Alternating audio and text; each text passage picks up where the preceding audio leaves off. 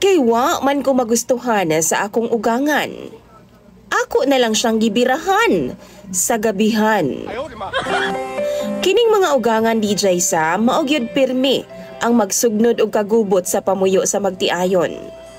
Sila ang pirmi hinungdan nga magkaaway og di swertihon musangko sa panagbulag.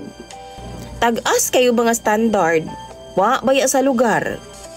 Tawagan na lang kog Dodong DJ Sam. 37 anyos ko ug usa ka construction worker.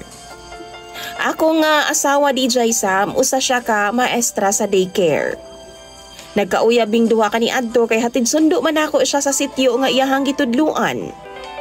Apan dihang nagdugay, hinay naman ang pamasada nako DJ Sam. Maong gigrab na lang nako ang offer sa akong mga kaila nga manarbaho na lang sa construction. Kini akong ugangang babae DJ Sam. Kung makaasta, labaw pa sa akong asawa. Magsige na lang na siya giyaw-yaw. Sukwahi kaayo sa akong ugangang laki DJ Sam nga maghilom-hilom ra. Pero usahay, maabdan pod nako na silang magsumpaki. Kaya tungod lagi sa baba pod sa akong ugangang babae. Ako ang iyahang ginablame DJ Sam nga nung wa daw nagsuporta sa ilaha kaayo ang akong asawa nga si Beng. Kay lagi, gibuntisan man daw nako nga wa pa daw makabawi sila sa ilahang gasto. Duha na ang among anak ni Beng DJ Sam. 5 ka tuig na pod ming ninyo, pero wa gihapon maka-move on ang akong ugangan. Laliman ka, magsige na siya pangutana kang Bing kung sakto ba daw ang sweldo nga akong ginarimit sa iyaha.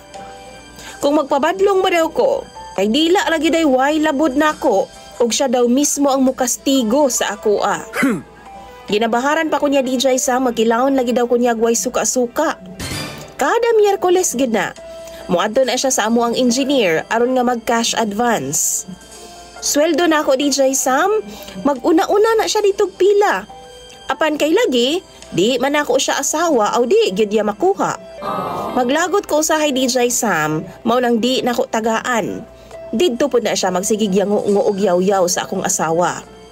Dunagay kausa no, sa kalagot na ako DJ Sam, napura naman jud ko. Wa ko'y trabaho ni adto nga time. Ni adto bitaw ko sa among gabihan kay manguha lagi kog lawg sa baboy.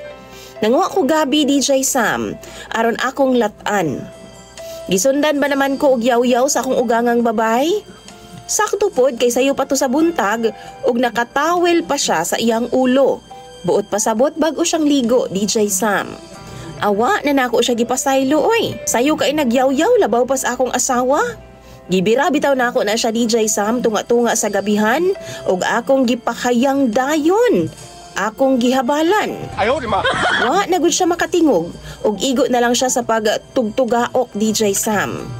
Pungot naman gid kaayo ko. Puno na ko. Gibaharan pod nako siya DJ Sam nga kung magyaw-yaw siya ug mutingog pa siya, usban nako siya. Nibarog taon siya DJ Sam ug murag pato nga nagkapakapa sa gabihan, dinali-dali og lakaw daladagan.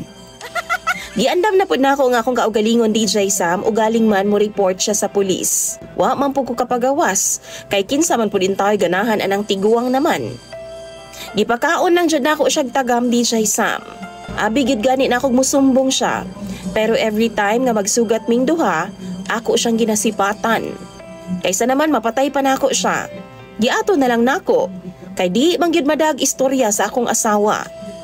Tud man DJ Sam, 4 na kabuan gikan sa nahitabo, hilom raman gihapon siya. Wa man siya misumbong ug wa na pud ko kadungog nga nagyaw-yaw pa siya. Wa na pud ko niya ginapakaulawan sa trabahoan. Usahay gud no kanang ako ra usa, magkatawa na lang ko.